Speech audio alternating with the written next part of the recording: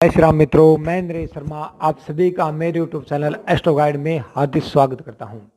जैसा कि आप सभी को पता है कि ज्योतिष के ऊपर है मेरी दूसरी वीडियो है। पहली वीडियो में मुझे आप सभी का बहुत ज़्यादा स्नेह और प्यार मिला। उस सब के लिए मैं आप सभी का हाथ जोड़कर धन्यवाद करता हूं और आशा करता हूं कि आगे भी मुझे आपका ऐसे ही स्नेह और प्यार मिलता रहेगा। मेरी आप सभी से यह भी विनती है कि चैनल को सब्सक्राइब अवश्य करें और यदि आपको वीडियो पसंद आती है तो लाइक अवश्य करें। आज हम चंद्रमा के बारे में बात करें। चंद्रमा कुंडली का एक मुख्य ग्रह है और जब यह पीड़ित होता है तो जातक के जीवन में चाहे कितने भी सुख ऐश आराम भोगविलास के साधन हो, लेकिन वह उनको अच्छी तरह से भोग नहीं पाता है। जो हो सकता है कि जातक के पास सब कुछ हो लेकिन वह अपने आप को सुखी महसूस न करता हो। आज हम इसी कड़ी में ऐसे ही साधारण उपायों की बात करेंगे ताकि चाहे चंद्रमा आपका कुंडली में शनि से पीड़ित हो, राहु केतु से पीड़ित हो, या चंद्रमा सूर्य साथ हो, या चंद्रमा आपकी नीच राशि में हो, चंद्रमा चाहे आपकी कुंडली में कैसी भी स्थिति में हो, यदि आप ये साधारण उपाय करते हैं तो आपको चंद्रमा से संबंधित लाभ अवश्य ही मिलेंगे। चंद्रमा से संबंधित उपायों के लिए सबसे पहले आपको करना है कि जब भी चंद्रमा आकाश में दिखाई देता है आपको 10 से 15 मिनट उसको ध्यान से देखना है। इससे न केवल आपको मानसिक शांति मिलेगी बल्कि चंद्रमा से संबंधित शुभ फलों में आपको वृद्धि होती महसूस होगी। चंद्रमा कुंडली जिस भी भाव में होगा उसे संबंधित भावों से संबंधित शुभ फलों में आपको वृद्धि मिलेगी। इसके बाद चंद्रमा का जीता जागता स्वरूप हमारे जीवन में हमारी माता जी होती है, इसलिए हर रोज अपनी माता जी का आशीर्वाद अवश्य लिया करें। यदि यह संभव न हो तो आप जहां भी रहते हैं आपके पास आसपास जो भी वृद्ध औरत हो, बूढ़ी औरत हो, उसका आशीर्वाद लें, उन्हें सहायता किया कीजिए। इससे भी आपको चंद्रमा के शुभ फलों में वृद्धि होती मिलेगी। यदि आपके लिए संभव हो तो अपनी माता जी से 2 किलो चावल लेकर अपने कमरे अपने ऑफिस में अवश्य रखिए। यह भी चंद्रमा को शुभ करने वाला एक बहुत ही कारगर उपाय है। इसके बाद आते हैं जन उपाय जो आपको करने होते हैं। जब जब हम सुबह उठते हैं तो सबसे पहले हमारा यही कार्य यही होना चाहिए कि फ्रेश होते ही हमें सबसे पहले अच्छे स्वच्छ जल से स्नान करना चाहिए। चंद्रमा का ही जल होता है और यदि हम उसके अंदर थोड़ा दूध और डाल लेते हैं तो फिर कहने ही क्या। इसे हमारा जो चंद्रमा कुंडली में कमजोर पीड़ित अवस्था में होगा उसके शुभ फलों में हमें वृद्धि होती हुई महसूस होगी। ध्यान रखें, सुबह उठते ही बहुत से लोग ऐसे होते हैं कि फेसबुक, ट्विटर, व्हाट्सएप आदि के माध्यम से जुड़ जाते हैं और 10-10, 11-11 बजे तक वो नहाते भी नहीं है। ऐसे में उनका चंद्रमा उन्हें अशुभ फल ही देगा, इसमें कोई शक नहीं है। इसलिए आपकी यही कोशिश होनी चाहिए कि सुबह उठते ही सबसे पहले आप पानी के अंदर दूध डालकर स्नान कीजिए। उसके बाद जब भी आपको मौका मिले आपके आसपास कोई नदी हो, तालाब हो जिसमें स्वच्छ साफ पानी हो, उसके पास 5, 10, 15 मिनट जितना आप संभव हो बैठा कीजिए और उस जल को निहारा कीजिए।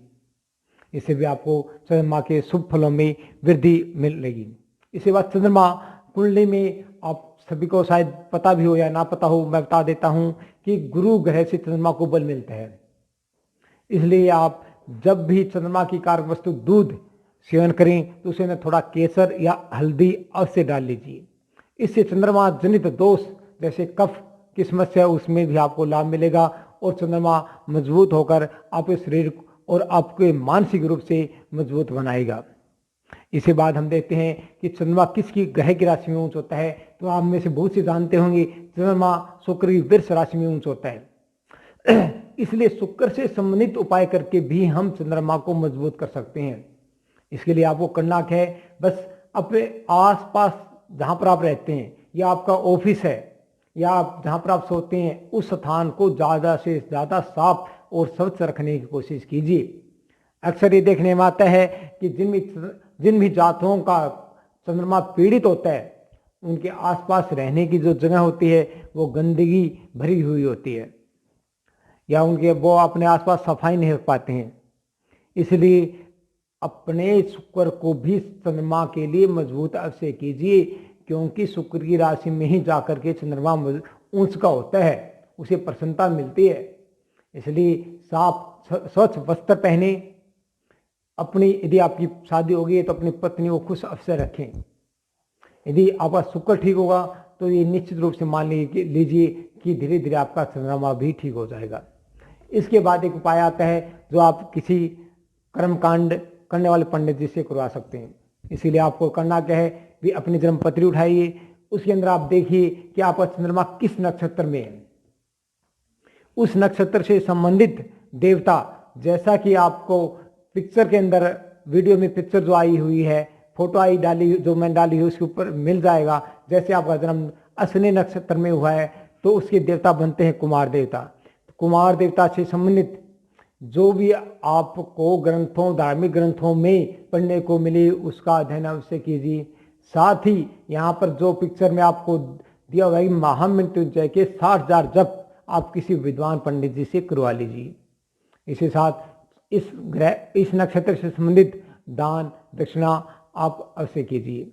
यदि इसी प्रकार यदि आपका जन्म रोहिणी नक्षत्र में हुआ है तो आपको ब्रह्मा जी की पूजा करनी है, ब्रह्मा जी के 60,000 मंत्रों का जप करवाना है। यदि आपका जन्म विशाखा नक्षत्र में हुआ है तो आपको इंद्र देवता की पूजा करनी है, विष्णु जी के 60,000 मंत्रों को आपको जप कराना है।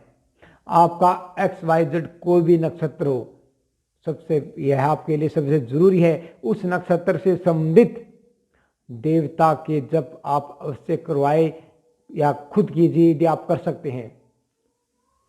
इसके साथ भोलेनाथ की पूजा, भगवान शिव जिन्होंने अपने गले में जहर का प्याला पी लिया था, आप उनकी आश्रय लीजिए। शिवलिंग के ऊपर यदि संभव हो तो हर रोज जल अवश्य अर्पण कीजिए वहाँ पर। यह भी आपके मन को शांति देने वाला होगा।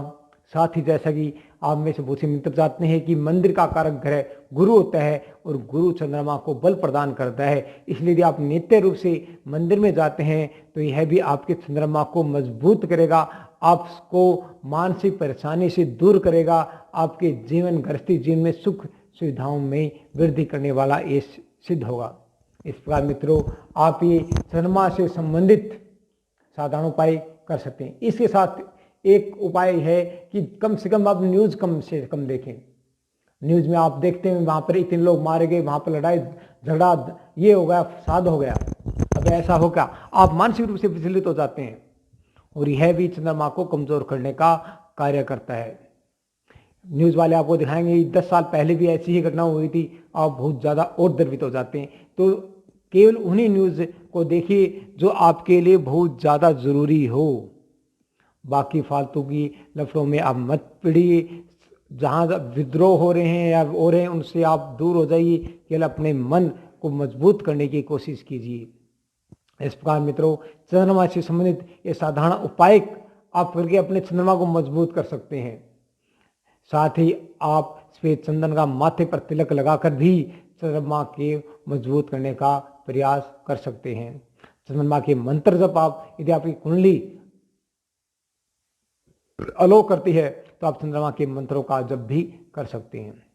इस प्रकार मित्रों आप ये चंद्रमा के उपाय, साधारण उपाय मैंने आपके सामने प्रस्तुत किए हैं। इनमें से यदि आप कुछ ही उपाय करते हैं तो निश्चित रूप से कुछ ही समय में आपको लाभ अवश्य मिलेगा।